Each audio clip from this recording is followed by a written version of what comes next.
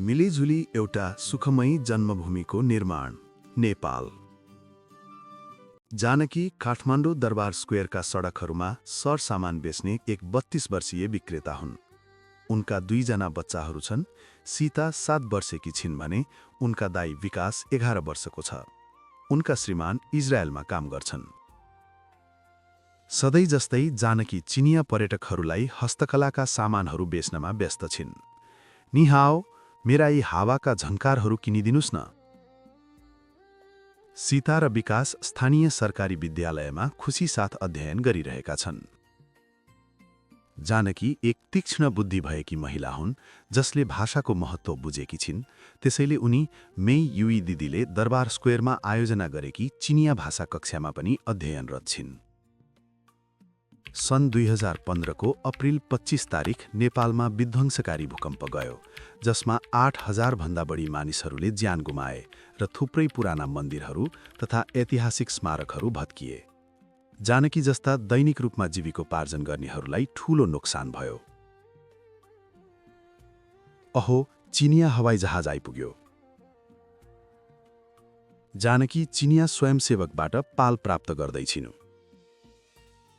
नेपालमा सबैभन्दा पहिले आइपुग्ने स्वयंसेवक टोली चिनिया थियो।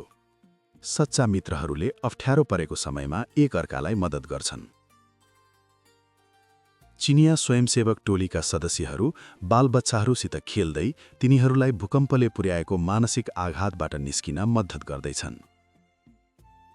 जानकीले आफ्नी चिनिया भाषा शिक्षिका मेई युई दिदीलाई तथा अन्य चिनिया स्वयंसेवकहरूलाई घरमा बनाइएको नेपाली मोमो खान बोलाएकी छिन्। विकास तथा सीता चिनिया चङ्गा उडाउँदैछन्। भूकम्पपछि जानकीको व्यापारमा विघ्न बाधाहरू आएका छन् र उनी अन्य विकल्पहरूको खोजीमा छिन्। त्यही समय उनकै गृहनगर चितवनमा भान्चे तथा कृषि विशेषज्ञको माग गर्दै विज्ञापन निस्कन्छ। जानकीलाई उनको श्रीमानले फोन गर्छन्। उनी उनलाई घर फर्कन आह्वान गर्छिन्। उनका बच्चाहरू आफ्ना बाबुसित कुरा गर्न पाउँदा दङ्ग छन् र बाबु घर फर्कन आँटेकोमा उत्साहित छन्। जानकी र उनका पति आफ्नो गृहनगरमा रहेको नेपाल चीन उच्च प्राविधिक कृषि प्रदर्शन पार्कमा अन्तर्वार्ता दिँदैछन्।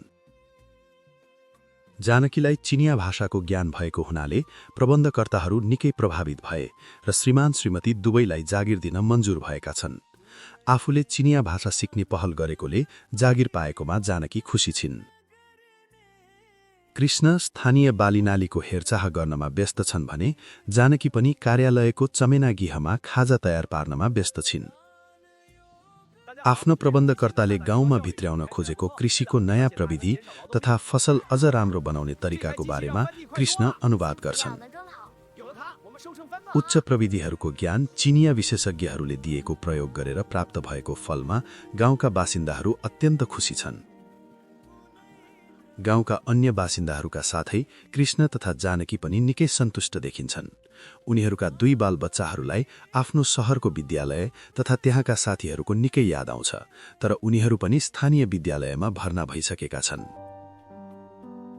बेलुकी पख सबै परिवारजनको एक आपसमा भेट हुन्छ र उनीहरू एक आपसमा अङ्गालो हालेर आनन्दसित सुत्छन्। सपनामा उनीहरूले हावाका झन्कारहरू सुन्छन्। वर्ष 2022 अवस्था सामान्य बन्दैछ। चिनिया सरकार तथा चिनिया जनताले नेपालको पुनर्निर्माणमा पुर्याएको मद्दतको लागि धन्यवाद।